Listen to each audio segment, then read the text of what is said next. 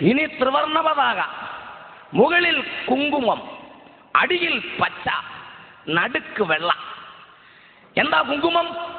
ധീരതയെയും ത്യാഗസന്നദ്ധതയെയും സൂചിപ്പിക്കുന്നു. അടിക്കാനും ഇടിക്കാനും തല്ലാനും കുത്താനും കഴിവുള്ളവനാണ് മുകളിൽ കാണുന്നത് ഈ കുങ്കുമം. ഈ താഴെ കാണുന്ന പച്ച അതല്ല, അത് സസ്യസമ്പൂർണമായ ഭാരതഭൂമിയുടെ ഐശ്വര്യത്തെ സൂചിപ്പിക്കും. എന്ന് പറഞ്ഞാൽ ഇച്ചിരി കാശും പുത്തനും ഒക്കെ ഉള്ള ആൾക്കാരാ പച്ച. പിടി കിട്ടിയോ? പക്ഷെ നടുക്കത്തെ വെള്ളയുണ്ടല്ലോ, അത് നമ്മളാ. മനസ്സിലായവർക്ക് ആ ദൈവത്തെ സ്തുതിക്കുന്നു. വെള്ളം നടുക്ക് വന്നതിനാൽ ദൈവത്തെ വാഴ്ത്തുകയാണ്. ദേശീയ പതാകയുടെ നടുക്ക് വെള്ള കൊണ്ടുവന്ന എന്റെ ദൈവത്തിന് സ്തോത്രം, വെള്ള കൊണ്ടുവന്ന എന്റെ ദൈവത്തിന് സ്തോത്രം. തീർന്നില്ല. ഈ ചക്രം ഉണ്ടല്ലോ, ഈ അധികാരത്തിന്റെ ചിഹ്നം അശോകചക്രം, അത് വെള്ളയില. അത് പച്ചയ്ക്കും കൊടുത്തില്ല, കുങ്കുമത്തിന് ദൈവം കൊടുത്തില്ല, അത് വെള്ളയ്ക്കാ വന്ന റോറി.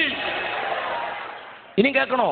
അശോകചക്രം എന്ന അതിന്റെ പേര്. ശോകം ദുഃഖം, അശോകം ദുഃഖം മാറുമെന്ന്. അപ്പോൾ ദുഃഖം മാറണമെങ്കിൽ വെള്ള വരണം. നീ പച്ചയാണേലും വരണം, കുങ്കുമമാണേലും ദുഃഖം മാറണേ, വെള്ള വരണം. ഹല്ലേലൂയ. മനസ്സിലായവർക്കായി ദൈവത്തെ സ്തുതിക്കുകയാണ്. അത് മനസ്സിലായവർക്കായി ഞാൻ ദൈവത്തെ വാഴ്ത്തുകയാണ്. ഇന്ന് രാത്രി നീ വെള്ളയിൽ വരണം. അതിന്റെ അർത്ഥം യേശുവിൽ വരണം. യേശുവിൽ വരാതെ നിനക്ക് പ്രവാസം കിട്ടുകയില്ല. Praise the Lord. Amen.